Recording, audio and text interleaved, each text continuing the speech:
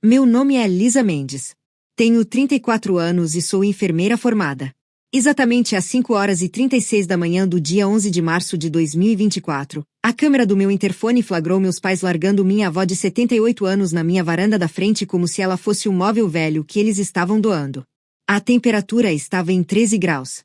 Ela estava de camisola e um casaquinho fino de lã. Eles deixaram 2 malas, não tocaram a campainha e foram embora em menos de 1 minuto e meio. Minha mãe me mandou uma mensagem às 5h52. A vovó está aí. O Jefferson precisa de espaço.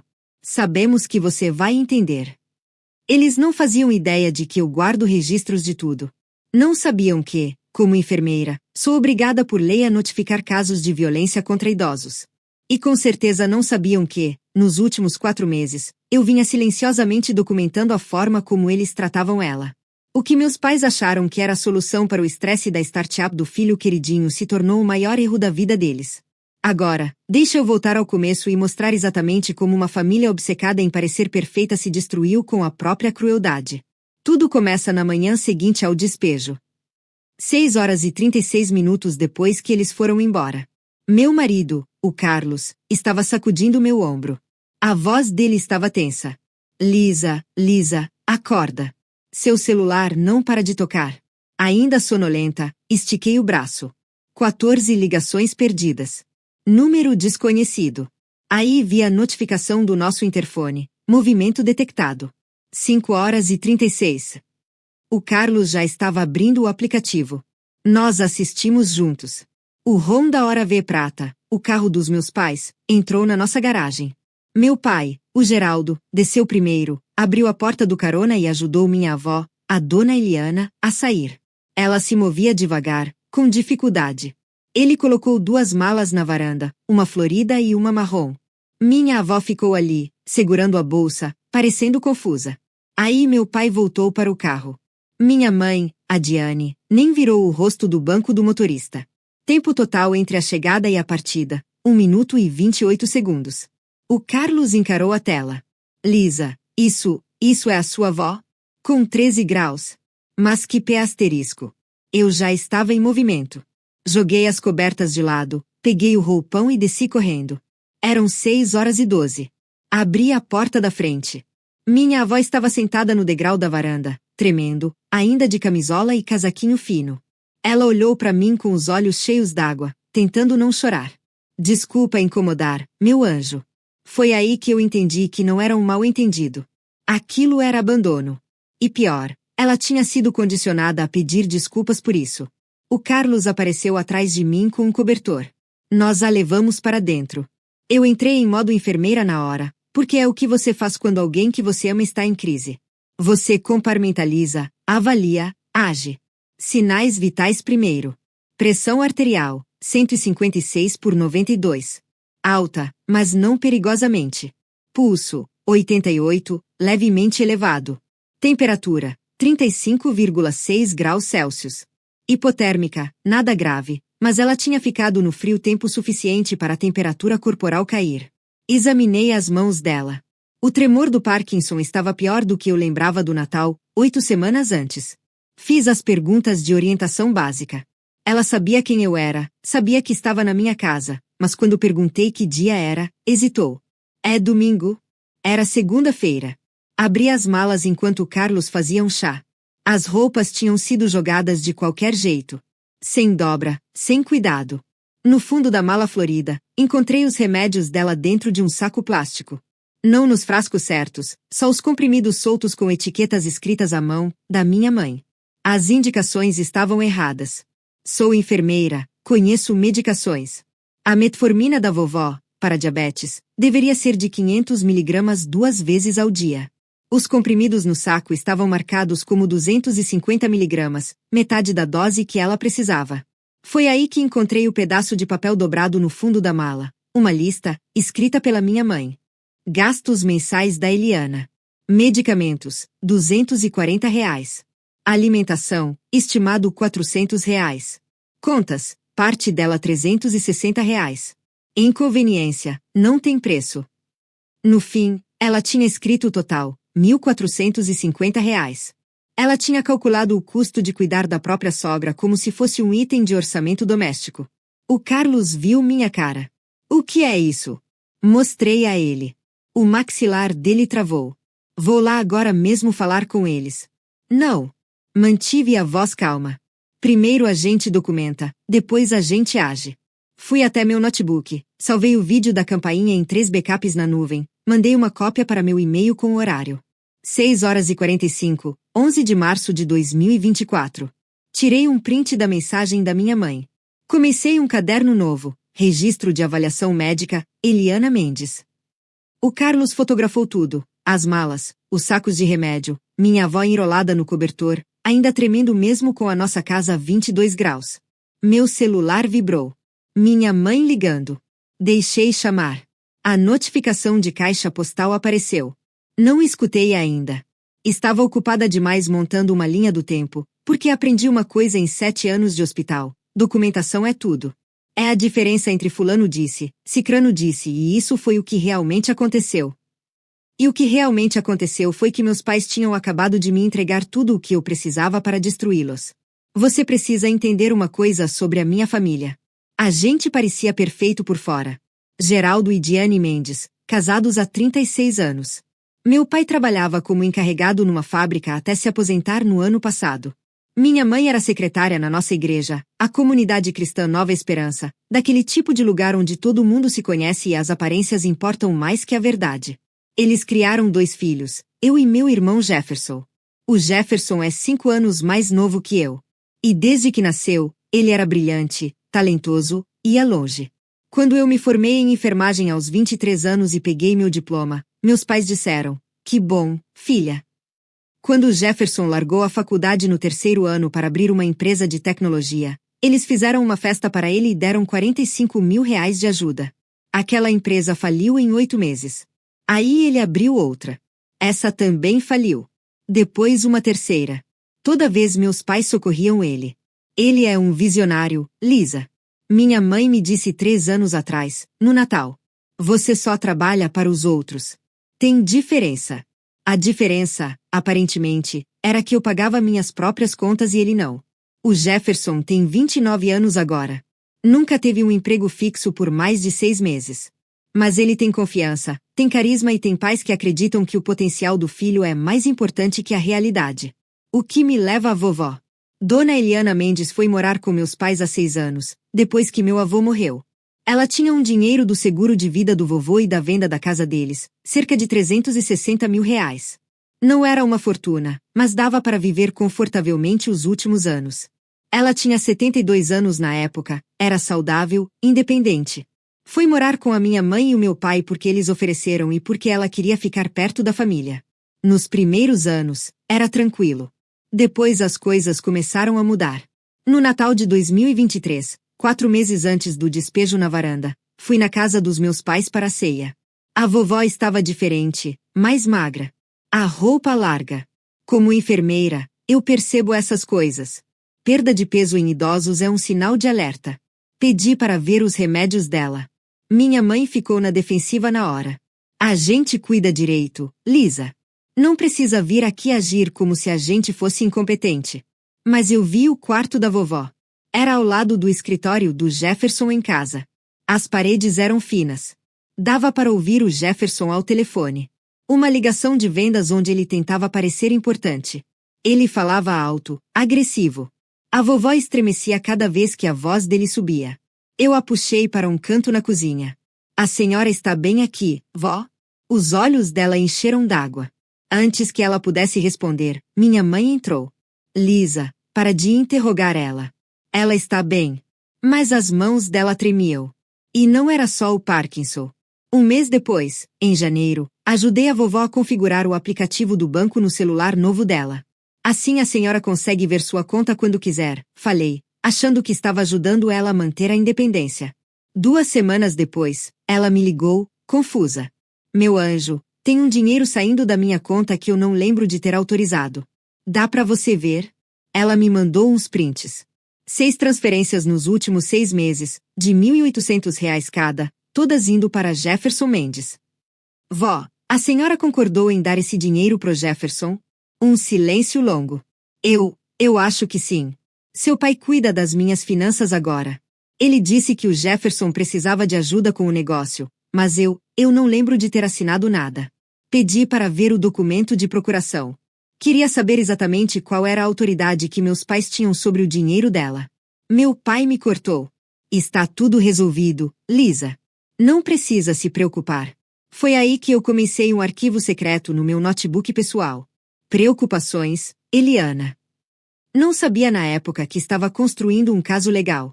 Só sabia que algo estava errado. E na minha profissão, quando algo parece errado, você confia no instinto, porque quando você tem a prova, geralmente alguém já se machucou. A ligação veio às 11h30 da manhã seguinte. Eu estava evitando atender às 5 horas, mas minha mãe não parava de ligar, e eu sabia que precisava atender. Coloquei no viva voz para o Carlos ouvir. Apertei gravar no celular. No Brasil, posso gravar uma conversa da qual participo sem avisar a outra parte, desde que não haja segredo de justiça. E eu estava me dando essa permissão. Lisa. Ainda bem. Já estava ficando preocupada. A voz dela era brilhante, alegre, como se tivesse deixado uma travessa de lasanha na minha porta em vez de um ser humano. A senhora largou a vovó na minha varanda. Bom, sim. Sabíamos que podíamos contar com você para cuidar dela. Mantive a voz calma. A senhora largou sua sogra de 78 anos na minha varanda da frente, com 13 graus, sem me ligar, sem me perguntar nada. O brilho na voz dela diminuiu. Não tivemos escolha, Lisa. Sempre tem escolha. O Jefferson está à beira de um colapso. O tom dela mudou para o de vítima. Eu já tinha ouvido aquilo 1000 vezes. A nova empresa dele está numa fase crítica. Ele precisa de silêncio. Precisa de espaço para focar. E as necessidades da vovó, é demais. Você sabe como é? Toda noite o esquema dos remédios. Toda manhã ajudar ela a se vestir. A gente está exausto. Vocês estão exaustos. Repeti. Então vocês abandonaram ela. A gente não abandonou. Trouxemos ela para você. Você é enfermeira. Pode cuidar dela melhor que a gente de qualquer jeito. 47 minutos. Foi quanto tempo durou a ligação? 47 minutos de lógica circular, de manipulação, de minha mãe reescrevendo a realidade em tempo real. A vovó concordou em vir para cá? Perguntei. Pausa. Longa demais. Ela aceita o que a gente decidir. Sabe que a gente sabe o que é melhor. Não foi isso que eu perguntei. Lisa, não complica as coisas. Eu encerrei a ligação. Salvei a gravação. Mãe ligação 110324.m4a. 47 minutos e 32 segundos de evidência. 3 minutos depois, as mensagens começaram. Mãe, 11h58. Você está sendo egoísta. Mãe, 12h03. Família se sacrifica pela família. Mãe, 12h05. A vovó pode ficar aí só algumas semanas, enquanto o Jefferson organiza o escritório dele. Eu, 12h06. Algumas semanas. Mãe, 12h06. Ou mais. A gente vê. Não complica. Eu, 12h07. Vocês não me perguntaram. Mãe, 12h08. A gente está te avisando. Ela é sua avó também. É isso que filha faz, Lisa. A saúde mental do Jefferson importa. A vovó entende sacrifício. Porque você não entende. Tirei print de cada mensagem. Aí meu pai entrou na conversa. Pai, 12h14. Sua mãe tem razão. Não te criamos para ser tão egoísta. Minhas mãos tremiam. Não de medo, de raiva. O Carlos pegou meu telefone, leu a thread, olhou para mim. Você sabe o que tem que fazer. Sabia. Eu, 12h18. A vovó vai ficar aqui em definitivo. Não entrem em contato para buscá-la depois. Se quiserem ver ela, peçam autorização com antecedência. Depois a gente conversa sobre por que vocês acharam que abandono era aceitável. 3 ligações entraram na hora. Mãe. Pai. E, pela primeira vez em 8 meses, Jefferson. Recusei as 3. Meu pai deixou um áudio no WhatsApp. Salvei sem ouvir até o fim. Os primeiros 10 segundos foram suficientes.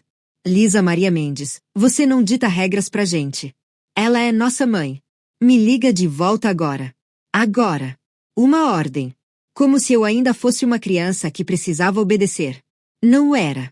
Abri o navegador e pesquisei: Lei do Idoso Abandono, denúncia maus tratos idosos Ministério Público, como provar exploração financeira de idoso.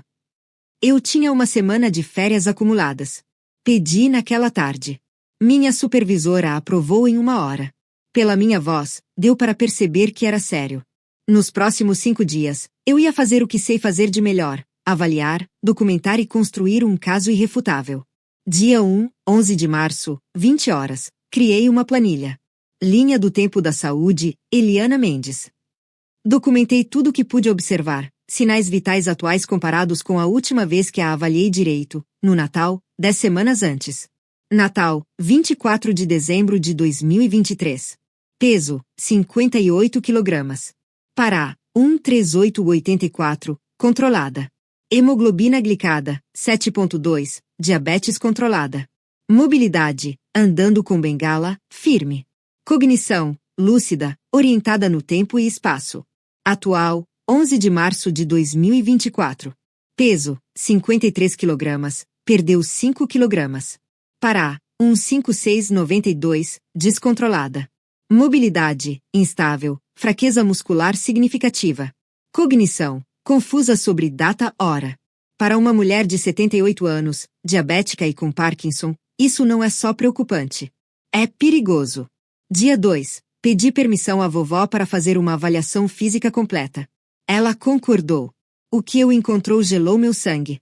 3 escaras. Estágio 2. Uma na parte inferior das costas, 2 no quadril. Essas não se formam da noite para o dia. Úlceras de pressão estágio 2 levam semanas de imobilidade e reposicionamento inadequado para se formar. Atrofia muscular nas 2 pernas, significativa a ponto de eu conseguir medir. As panturrilhas estavam 15% menores do que deveriam para alguém do tamanho dela. Unhas compridas, amareladas, grossas. Ninguém ajudava ela com a higiene básica. Documentei tudo com fotos, medidas, anotações clínicas. Isso não era mais só negligência. Era evidência médica de abuso prolongado.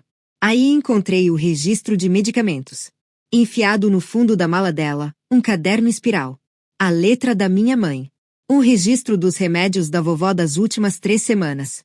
9 entradas marcadas como o paciente recusou. 9 doses de insulina supostamente recusadas pela paciente. Mostrei o caderno para a vovó.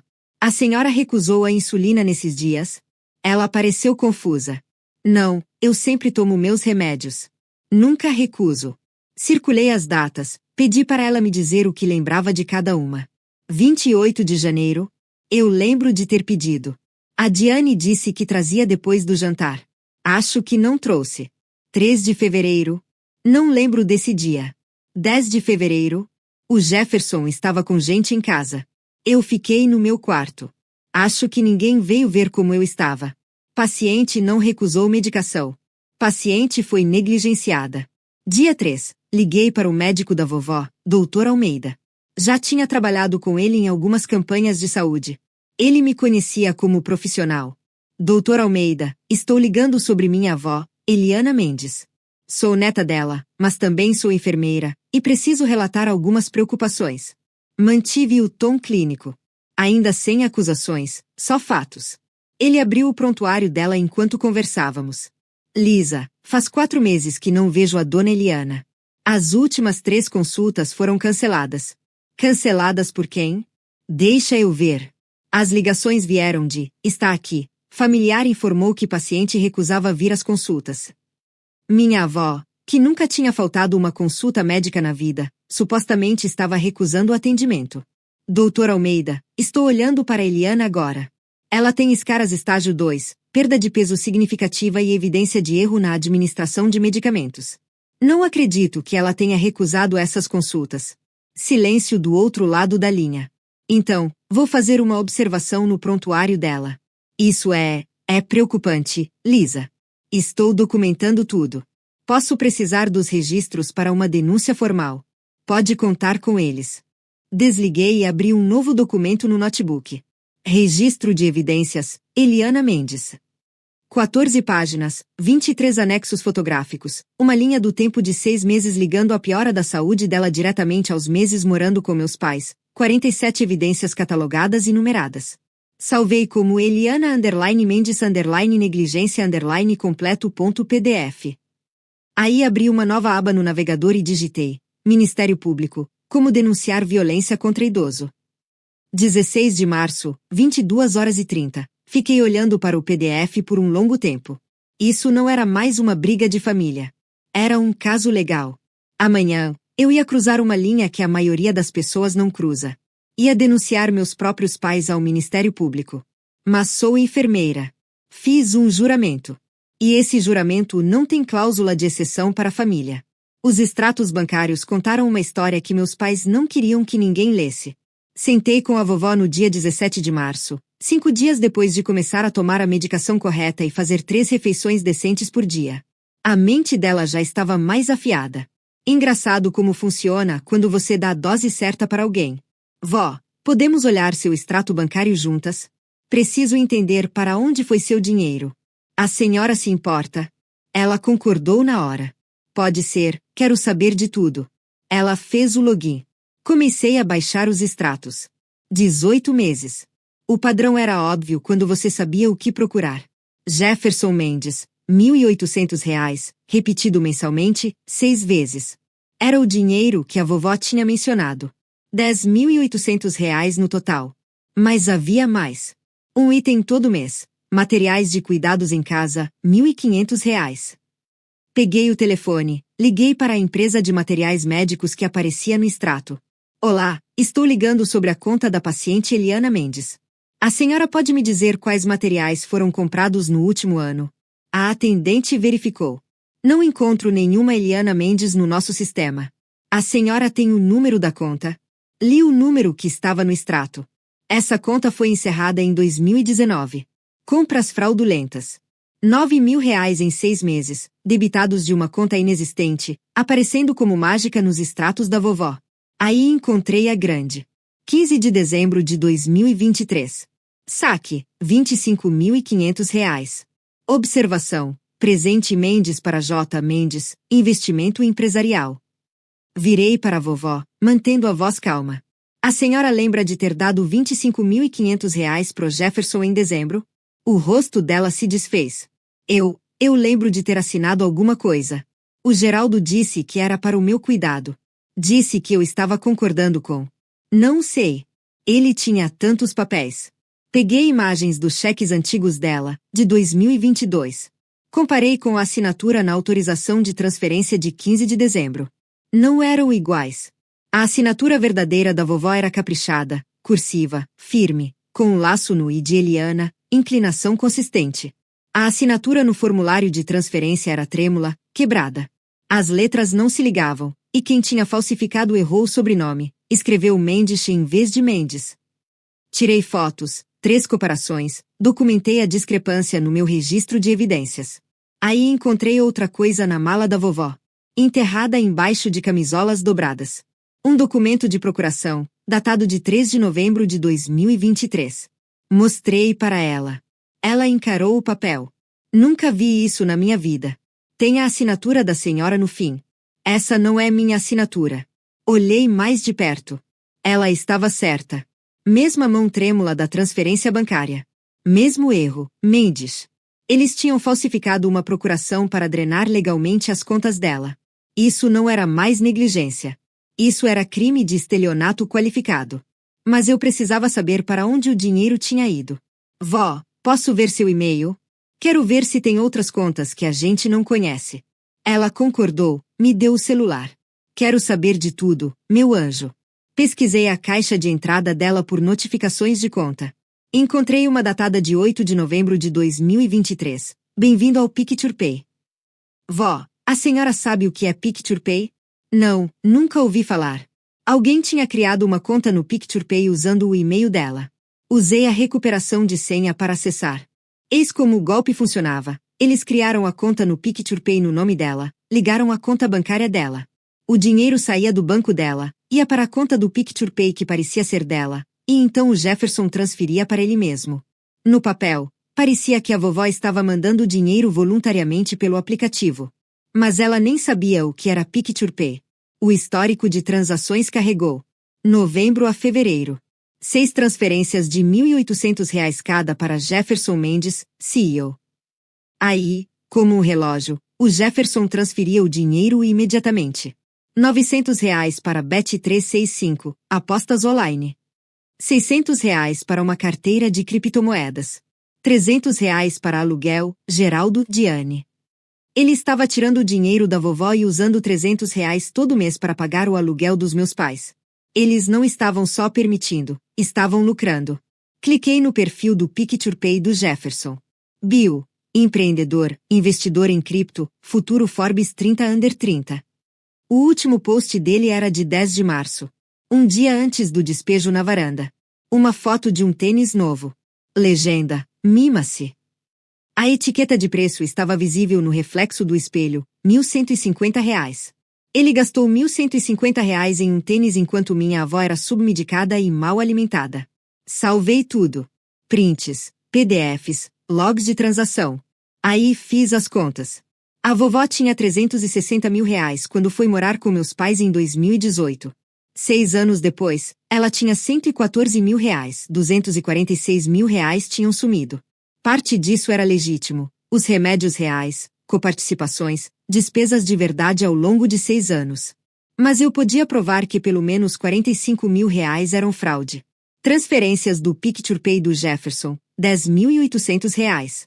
Presente de dezembro forjado, R$ 25.500. Compras de material fraudulento, R$ 9 mil. Outras retiradas suspeitas, R$ 3.500. E isso era só o que consegui documentar em 18 meses de extrato. Quem sabe o que aconteceu nos 4 anos e meio antes de eu começar a prestar atenção? Voltei ao grupo de WhatsApp da família, aquele que meus pais me adicionaram 4 meses antes, quando acharam que grupo de família ia facilitar a coordenação. Rolei para cima, encontrei pérolas que eu tinha ignorado na época porque não sabia o que estava vendo.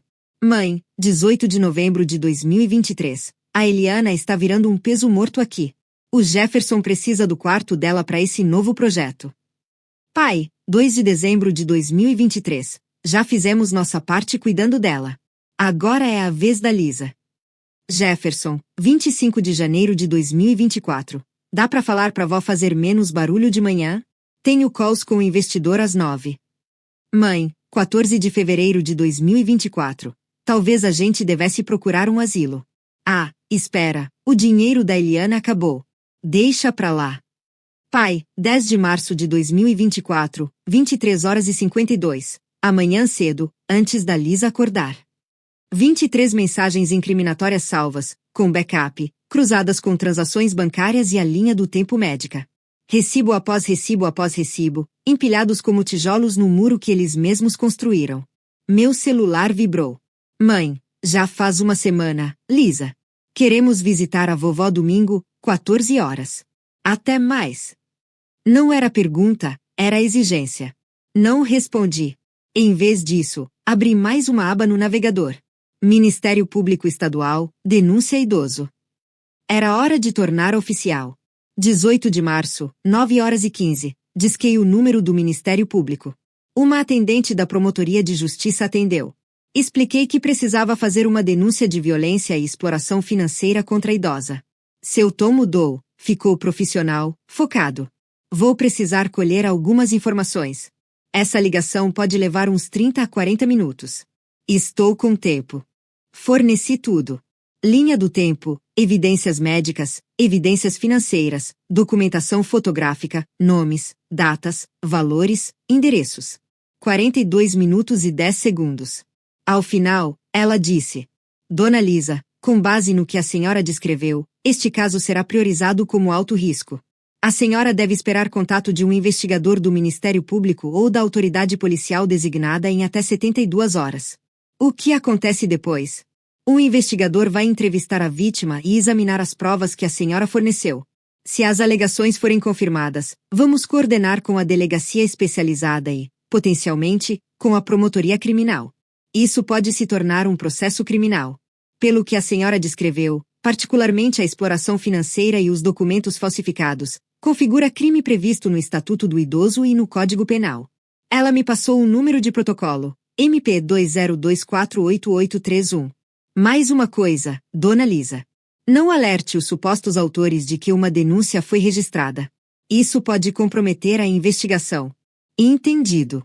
Desliguei, anotei o número do protocolo, coloquei na minha pasta de evidências. Aí fiquei parada por um minuto, porque eu tinha acabado de fazer algo irreversível. Tinha denunciado meus próprios pais ao Ministério Público. E uma parte de mim, a parte que foi criada achando que lealdade à família importava mais que tudo, sentia que os tinha traído. Mas a enfermeira em mim, a parte que tinha visto o que acontece quando o abuso não é denunciado, sabia que tinha feito exatamente o que fui treinada para fazer. Proteger a paciente. Mesmo quando a paciente é família. Mesmo quando os agressores também são. 72 horas depois, bateram na minha porta. 20 de março, 10 horas. A mulher na minha varanda tinha uns 45 anos, roupa social, com um crachá do Ministério Público preso à blusa. Lisa Mendes. Sou a delegada Patrícia Alves, da Delegacia de Proteção ao Idoso. Deixei ela entrar, apresentei a vovó, que estava na sala fazendo palavras cruzadas. O Carlos tinha tirado o dia de folga para ficar como testemunha. A delegada Patrícia passou 2 horas entrevistando a vovó. Fiquei na sala como apoio emocional, mas não falei nada a menos que perguntassem.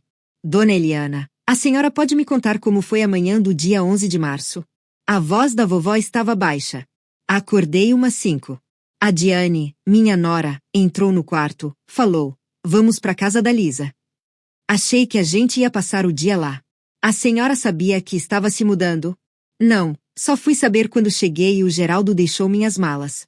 Aí eles foram embora e eu percebi que eles não iam voltar. E como a senhora se sentiu? Os olhos da vovó encheram de lágrimas. Feito lixo.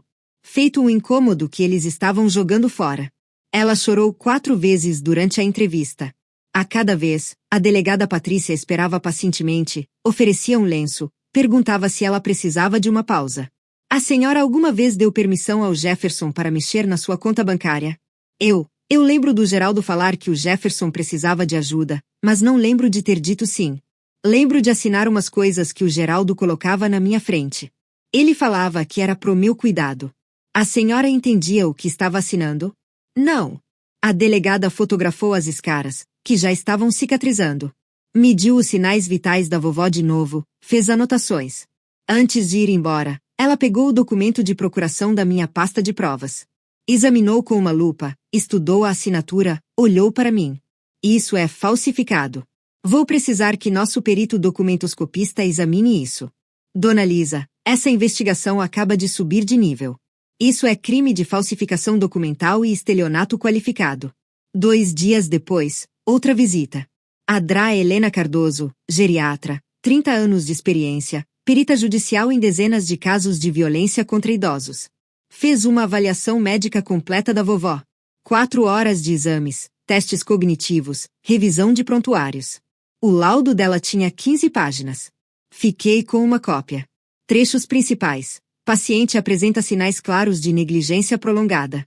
As escaras são compatíveis com 6 a 8 semanas de imobilidade e reposicionamento inadequado. Isso se enquadra na definição clínica de negligência criminal. O manejo incorreto da medicação parece deliberado. O padrão de subdosagem, combinado com a perda de peso documentada e consultas médicas perdidas, sugere privação sistemática de cuidados para redução de custos. A avaliação cognitiva mostra a paciente competente, com score 28 de 30. A paciente tem plena capacidade de tomar suas próprias decisões. Quaisquer documentos assinados sem explicação completa ou sob coação são anuláveis. Em minha opinião profissional, Eliana Mendes estava sendo sistematicamente abusada por membros da família para financiar outras prioridades financeiras, enquanto recebia o mínimo de cuidado. Este é um dos casos mais claros de abuso coordenado contra idosos que já avaliei. 25 de março, recebi uma carta registrada. Ministério Público, Protocolo MP 20248831. Conclusões, confirmadas. 3 alegações investigadas. 3 confirmadas. Negligência, confirmada. Exploração financeira, confirmada. Abandono, confirmado. Ações recomendadas. 1. Encaminhamento à Delegacia de Repressão aos Crimes contra o Idoso para instauração de inquérito policial. 2. Medida protetiva de urgência. 3. Apoio à ação de interdição e curatela, tendo Lisa Mendes como requerente. A carta tinha 5 páginas, oficial, inequívoca. Meus pais tinham sido formalmente considerados culpados de violência contra idoso pelo Ministério Público. Naquela noite, 18h45, minha campainha tocou. Olhei a câmera do interfone. Meus pais na varanda.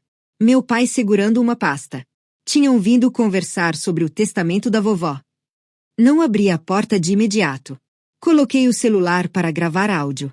No Brasil, posso gravar legalmente qualquer conversa da qual participe. Aí deixei eles entrarem. O Carlos ficou atrás de mim. Testemunha silenciosa. Meu pai não perdeu tempo. Precisamos discutir o planejamento sucessório da sua avó. Não, não precisamos. O rosto da minha mãe estava vermelho, marcado por lágrimas. Ela tinha chorado no caminho. Lisa, por favor. A gente precisa ser razoável aqui. Razoável? Mantive a voz baixa. Vocês abandonaram ela na minha varanda. Acho que não sabem o significado dessa palavra. Meu pai abriu a pasta. Papéis. Consultamos um advogado. A Eliana precisa atualizar o testamento dela. Dadas as necessidades empresariais do Jefferson em nossos anos de cuidado, o espólio da sua avó não é mais da sua conta. O rosto da minha mãe empalideceu. O quê? O Ministério Público investigou. As 3 alegações foram confirmadas. Vocês 2 são formalmente apontados como autores de violência contra idoso. A sala ficou em silêncio. Aí meu pai explodiu. Você nos denunciou? Denunciei um crime. O Ministério Público concordou comigo. Isso é loucura. A voz da minha mãe ficou aguda. Nós demos um lar a ela. Vocês deram escaras a ela e roubaram o dinheiro dela. Não roubamos nada. Foram presentes. Ela concordou. Peguei meu celular, li minhas anotações. Eliana Mendes tem Parkinson e diabetes. Vocês submedicaram ela para economizar R$ 80 por mês. Falsificaram registros de medicação. Forjaram a assinatura dela em documentos financeiros. Erraram o sobrenome dela enquanto faziam isso, por sinal. O consentimento dela não foi só coagido, foi forjado. O rosto do meu pai ficou roxo. Você não sabe do que está falando. Sou enfermeira. Documentação médica é literalmente meu trabalho. Minha mãe começou a chorar de novo, soluçando. Isso vai nos destruir, Lisa. Nossa reputação na igreja. A aposentadoria do seu pai. O Jefferson já está sofrendo. Se isso vazar, o futuro dele. Deviam ter pensado nisso antes de transformar sua mãe num item de orçamento. A gente estava desesperado. A voz da minha mãe falhou. Os credores do Jefferson estavam ligando. Ele devia pra gente perigosa. A gente estava tentando proteger ele. Então sacrificaram a vovó pra isso. 23 minutos. Foi quanto tempo eles ficaram? 23 minutos de negação, raiva, barganha, se fazendo de vítimas. Em nenhum momento algum dos 2 pediu desculpas. Em nenhum momento perguntaram como a vovó estava. O Carlos finalmente falou. Vocês precisam ir embora. Meu pai apontou para mim. Isso não acabou. Tem razão. Não acabou. Vocês 2 vão receber uma notificação extrajudicial do meu advogado. Fiquem longe da vovó. Fiquem longe da minha casa. Minha mãe soltou um gemido. Um gemido alto. Pelo amor de Deus, Lisa. Por favor. Seu pai pode perder o emprego. Eu posso perder meu lugar na igreja. Todo mundo vai ficar sabendo. Ótimo, eu disse. Que fiquem sabendo quem vocês são de verdade. Fechei a porta. Tranquei. Minha mãe chorou na minha varanda por 22 minutos seguidos. Eu sei porque o interfone marcava. Por fim, meu pai arrastou ela de volta pro carro. Naquela noite, escrevi no meu diário. Algo que comecei a fazer para processar tudo. Mais tarde, lere essa entrada em audiência. Eles acharam que a vovó era um fardo para ser largado. Acharam que eu seria fraca demais, boazinha demais, condicionada demais pelo família em primeiro lugar para revidar. Esqueceram que sou enfermeira. Lido com vida e morte todo dia. Lido com gente que mente sobre sintomas, que esconde abuso, que coloca aparências acima da realidade. Fui treinada para enxergar e documentar o que é real. Eles fizeram da vovó uma transação. Eu fiz dela uma prioridade. Eles fizeram cálculos. Eu fiz registros. Eles achavam que família significava silêncio. Eu aprendi que família significa proteção. Mesmo quando é proteger alguém da própria família. 3 dias depois, minha advogada ligou com novidades. A Dra. Renata Porto, especialista em direito do idoso, indicada por uma assistente social do MP. Ela revisou minhas provas no dia 28 de março. Levou 40 minutos. Quando levantou os olhos, estava sorrindo. Lisa, você fez o meu trabalho para mim. Isso aqui é a prova de balas. Discutimos a estratégia. 4 ações legais. Ação de curatela provisória. Lisa como curadora. Remover a autoridade dos pais. Anulação da procuração fraudulenta. Notificação extrajudicial com pedido de manutenção de distância. Ação civil de reparação de danos materiais. Recuperar os valores desviados. E as acusações criminais? Perguntei. Isso é com o Ministério Público, mas com sua documentação e a confirmação do inquérito, ficaria surpresa se não virarem processo. Quanto tempo vai levar? A curatela provisória pode sair em poucas semanas. O resto, ela deu de ombros, pode levar meses, anos. Mas você está no controle agora. Eles não estão. 1º de abril, um oficial de justiça entregou a notificação extrajudicial na casa dos meus pais às 10 horas. 5 páginas, linguagem jurídica, determinações claras, cessação imediata de todo contato com Eliana Mendes, exigência de prestação de contas completa das transações financeiras, aviso da ação de curatela em andamento, ciência de potenciais acusações criminais, prazo de 15 dias para resposta. 1º de abril, 14 horas e 37, 4 horas e meia após a entrega, meus pais apareceram na minha casa. Violaram a notificação no mesmo dia. Assisti pelo interfone. Não abri a porta. Minha mãe soluçava na varanda. Meu pai gritava. Lisa! Lisa! Precisa conversar. É família. Abri a porta uma fresta. Corrente de segurança engatada. Vocês precisam ir embora. Estão violando a notificação. Não tô nem aí pra esse papel.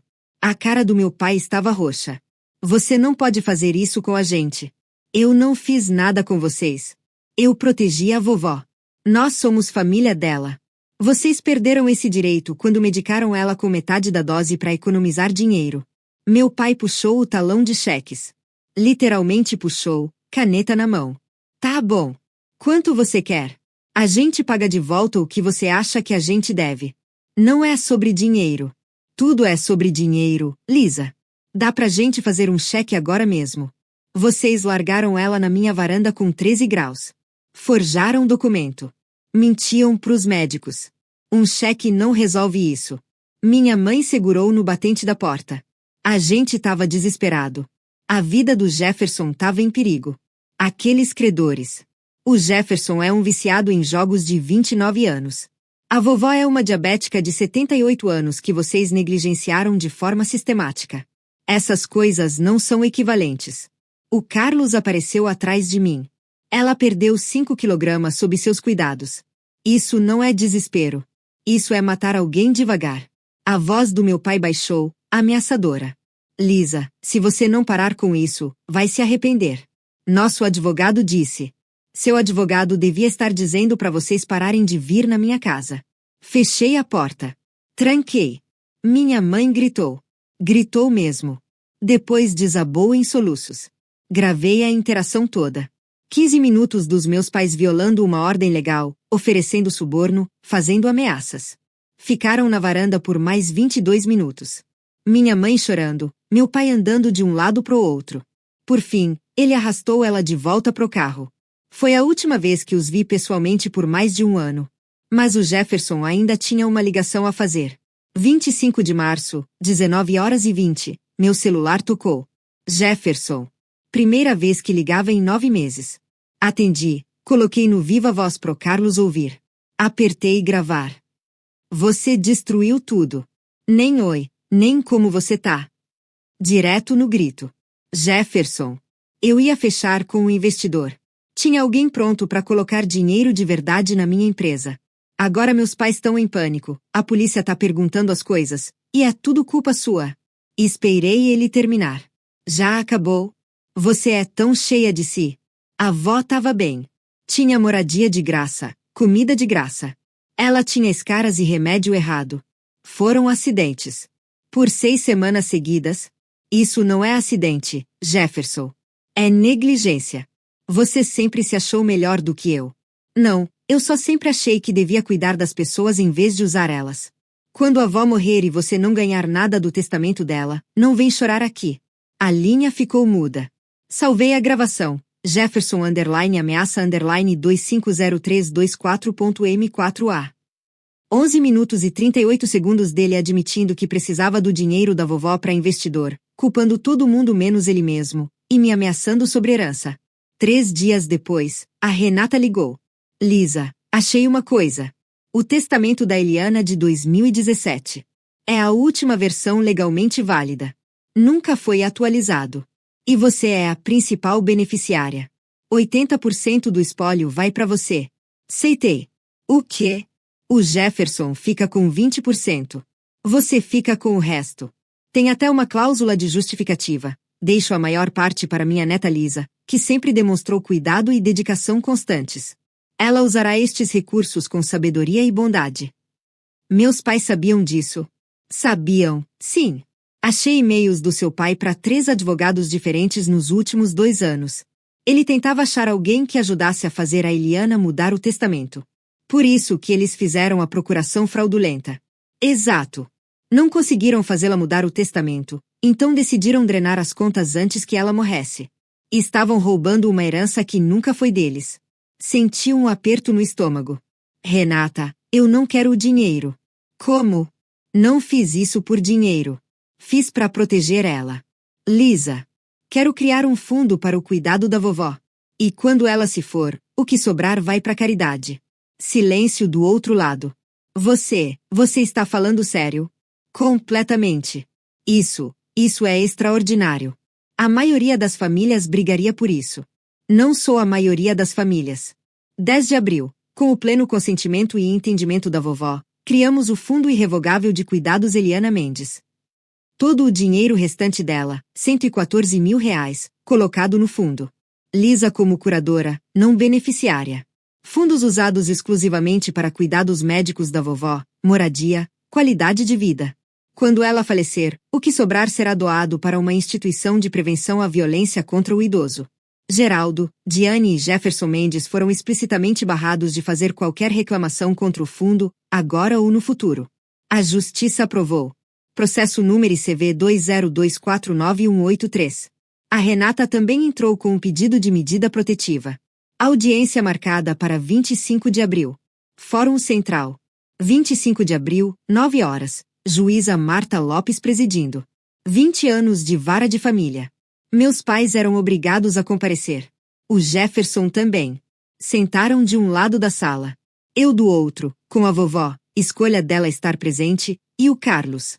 A juíza revisou os autos em silêncio por uns bons minutos. Depois ergueu os olhos. Li o relatório do Ministério Público, o laudo da Dra. Helena, as provas financeiras, as gravações. Olhou para meus pais. Também li a manifestação de defesa de vocês. Gostariam de acrescentar algo antes da minha decisão? O advogado dele se levantou. Meritíssima, meus clientes reconhecem que houve falhas de comunicação quanto aos cuidados com a dona Eliana. No entanto, sustentam que agiram no que acreditavam ser o melhor interesse dela. Falhas de comunicação. A juíza repetiu a palavra como se fosse algo podre no ar. Olhou para meu pai. Seu senhor Mendes tem uma filha enfermeira registrada. Em algum momento a consultou sobre os cuidados médicos da sua própria mãe? Ah! A gente cuidava. Cuidava subdosando uma diabética para economizar R$ 80 por mês? Cuidava permitindo que escaras se formassem ao longo de 6 a 8 semanas? Cuidava forjando a assinatura dela em documentos financeiros? Meu pai não disse nada. A juíza se virou para minha mãe. Dona Diane, a senhora trabalha numa igreja. Sabe o que significa a palavra falso testemunho? A voz da minha mãe saiu fraca. Sei, meritíssima. A senhora falsificou registros de medicação, alegando que a Eliana recusava cuidados quando, na verdade, a senhora os negava. Isso é falso testemunho, caso precise de um enquadramento teológico para sua fraude legal. Então a juíza se voltou para o Jefferson. Seu Jefferson, o que o senhor faz da vida? Sou empreendedor, meritíssima. O que a sua empresa faz? Pausa. Longa demais. Estamos em fase de desenvolvimento. Então, não gera receita no momento? Ainda não. E, No entanto, o senhor gastou R$ 1.150 num tênis novo um dia antes de sua avó ser abandonada na varanda da sua irmã. Dinheiro que veio das contas da sua avó. Isso lhe parece disciplina empreendedora? O rosto do Jefferson ficou vermelho. Ele não disse nada. A juíza olhou para as anotações. Quando falou de novo, a voz era aço frio. Presido a vara de família há 20 anos. Já vi negligência. Já vi exploração. Já vi famílias se destruírem por dinheiro. Este caso representa algo pior. É crueldade calculada disfarçada de dever familiar. Seu Geraldo, Dona Diane, o senhor e a senhora não apenas negligenciaram sua mãe. O senhor e a senhora a exploraram sistematicamente para ganho financeiro enquanto terceirizavam o fardo de cuidar dela. Subdosaram uma diabética para reduzir custos. Falsificaram registros médicos. Forjaram documentos legais. Abandonaram uma idosa em temperatura de 13 graus, em vez de terem uma conversa adulta sobre recursos. Jefferson Mendes, o senhor se beneficiou financeiramente da capacidade diminuída de sua avó enquanto contribuía com zero para o cuidado dela. E Lisa Mendes, ela olhou para mim. A senhora fez o que eles deveriam ter feito. Protegeu alguém que não podia se proteger. Documentou o abuso com precisão profissional. E estabeleceu um fundo que prioriza o bem-estar da sua avó acima de qualquer ganho pessoal. A senhora é um crédito para sua profissão e um exemplo do que a responsabilidade familiar deve ser. Sentiu Carlos apertar minha mão. Minha decisão é a seguinte: medida protetiva concedida. Geraldo, Diane e Jefferson Mendes estão proibidos de qualquer contato com Eliana Mendes. Distância mínima de 150 metros em todo e qualquer lugar. Curatela plena concedida a Lisa Mendes. Geraldo, Diane e Jefferson Mendes estão permanentemente proibidos de reivindicar qualquer bem do espólio de Eliana Mendes, atual ou futuro. Este caso está encaminhado ao Ministério Público para prosseguimento da ação penal cabível. Está encerrada. O martelo bateu. Minha mãe soluçou alto. Meu pai ficou com cara de pedra. O Jefferson me encarou com ódio puro. Enquanto a gente saía, ele sibilou baixinho. Você vai se arrepender. Não respondi. Segurei a mão da vovó e passei por ele como se não existisse. Porque para mim, ele não existia mais. Não depois daquilo. 30 dias depois, recebi uma ligação de alguém que costumava ser voluntária com minha mãe na igreja. Ela falava baixo. Lisa, achei que você devia saber. Seus pais renunciaram a todos os cargos. O pessoal ficou sabendo de tudo. O pastor pediu para eles se afastarem. Uma semana depois, meu pai se aposentou antes do tempo do trampo dele como inspetor de alunos numa escola estadual. Oficialmente, aposentadoria voluntária. Mas fiquei sabendo por uma prima que houve perguntas. Uma sindicância. Pais de aluno não gostam de saber que o inspetor foi investigado por maus tratos a idoso. 3 de junho de 2024, o pedido de recuperação judicial do Jefferson apareceu nos registros públicos. Dívidas totais, R$ 200 mil. Bens totais, R$ 3.600. Ele tinha perdido tudo. E dessa vez, mamãe e papai não podiam socorrer. Gastaram as economias tentando advogado. A aposentadoria antecipada do meu pai veio com punição no valor do benefício. Tiveram que sair da casa deles e alugar um AP menor do outro lado da cidade. Não é meu problema. A vovó, enquanto isso, estava florescendo. 79 anos, peso de volta aos 57 kg, diabetes controlada, fisioterapia 3 vezes por semana, tremor do Parkinson estável com a medicação certa. Começou a fazer aula de pintura em aquarela no centro de convivência, fez 4 amigas novas, vendeu um quadro numa feirinha de arte por R$ 250 e ficou nas nuvens. Toda quinta temos noite de jogos em família, vovó, eu e o Carlos. Às vezes a vizinha vem. A vovó ri agora, faz piada, vive sem pedir desculpas por existir. A mulher assustada e confusa da varanda se foi. 1 ano e 2 meses se passaram. 11 de março de 2025. Aniversário de 1 ano do despejo. 5h30 da manhã. A campainha tocou. Meu coração parou. Peguei o celular, abri a câmera. Um carro na garagem. Minha mãe descendo sozinha, segurando alguma coisa. Ela andou devagar até a varanda, colocou um cartão, olhou para a câmera. Sabia que eu estava vendo. Murmurou 2 palavras, me desculpa. Depois entrou no carro e foi embora. Esperei 1 hora. Fui lá fora, peguei o cartão. Escrito à mão dentro. Lisa, já faz 1 ano. A gente perdeu tudo. Nossa reputação, a igreja. O Jefferson entrou com recuperação judicial. O Geraldo teve que aposentar cedo. A gente sabe que não tem como desfazer o que fez. A gente só quer saber se dá pra ver a mãe uma vez. A gente sente falta dela. Por favor. Diane. Levei o cartão pra dentro, mostrei pra vovó. Ela leu. Silêncio longo. O que você acha que eu devo fazer, meu anjo? Sentei perto dela. O que a senhora quer fazer? Ela olhou pro cartão de novo. Eles sentem minha falta agora. Quando eu tinha dinheiro, quando eu era útil, queriam que eu fosse embora. Agora que eu tô bem sem eles, querem voltar. Ela me devolveu o cartão. O que isso te diz sobre por que eles estão aqui de verdade?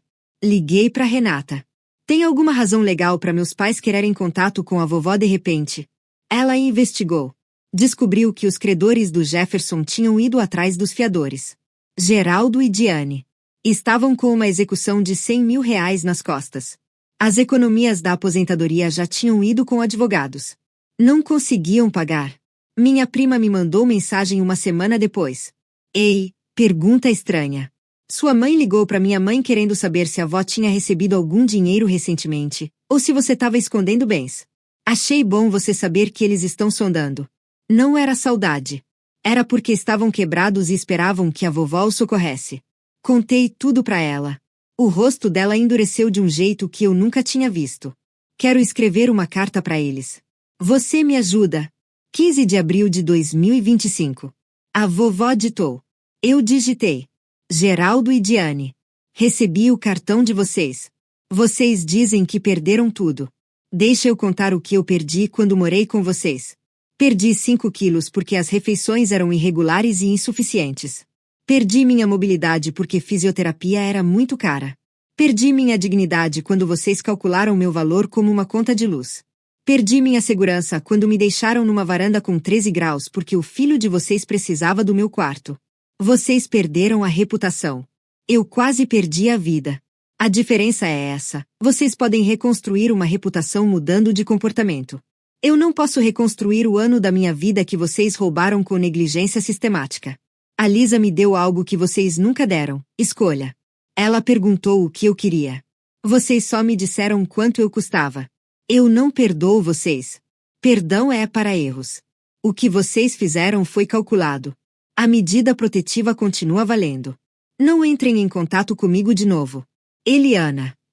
Mandamos por carta registrada com aviso de recebimento. Eles receberam em 18 de abril. Naquela noite, um número bloqueado ligou pro meu celular. Não atendi. Caixa postal. Minha mãe, soluçando. Você virou ela contra a gente, envenenou a mente dela, nunca vou te perdoar por isso. Deletei sem terminar de ouvir. Bloqueei o número. Aquele capítulo estava encerrado. 11 de março de 2026. Segundo aniversário. O Jefferson trabalha no centro de distribuição de uma rede de supermercados agora. Salário: R$ 2.200 por mês. As redes sociais dele foram deletadas. Ouvi dizer que tá namorando alguém novo. Não contou sobre o passado. Geraldo e Diane moram num aluguel pequeno, R$ 1.800 por mês. O Geraldo faz bico de serviços gerais numa escolinha particular. A Diane não é voluntária em lugar nenhum. Nenhuma instituição aceita depois que pesquisam o nome dela no Google. Mandam cartão de Natal todo ano. Devolvo sem abrir. A vovó fez 80 anos mês passado. Vieram 14 pessoas na festa no centro de convivência. Ela agora faz aula de aquarela avançada. Adora podcasts de true crime. Dá nota 3 para as piadas de tiozão do Carlos. Com carinho. O Carlos e eu construímos um jardim acessível para cadeira de rodas no quintal. A vovó cuida dele toda manhã quando o tempo está bom. Mora com a gente em definitivo. Quarto no térreo, 4x5, janela virada pro jardim. Hoje de manhã, às 5h36, exatamente o horário de 2 anos atrás, olhei a câmera do interfone. A varanda estava vazia. Nenhuma mala, nenhuma idosa tremendo deixada como lixo. Às 8h, a campainha tocou. Era o carteiro com uma encomenda. Material de pintura da vovó. Pincéis novos. Caixa com 6 tubos de tinta vermelha. A favorita dela. As pessoas me perguntam às vezes se me arrependo. De denunciar meus pais. De ter destruído a família. Eis o que eu digo. Eles destruíram a família quando escolheram o conforto do Jefferson em vez da segurança da vovó. Quando escolheram dinheiro em vez da saúde dela. Quando escolheram a reputação deles em vez de fazer o que era certo. Eu não destruí nada. Só me recusei a ajudar eles a esconder. A vovó nunca foi um fardo. É uma mulher de 80 anos que gosta de aquarela, podcasts e piadas sem graça. É uma pessoa. O fardo era a crueldade deles. E eu não carrego mais isso. Alguns fardos nos ensinam o que importa. Algumas pessoas nunca aprendem. Mas as que aprendem, ganham o direito de ver as pessoas que protegeram florescer.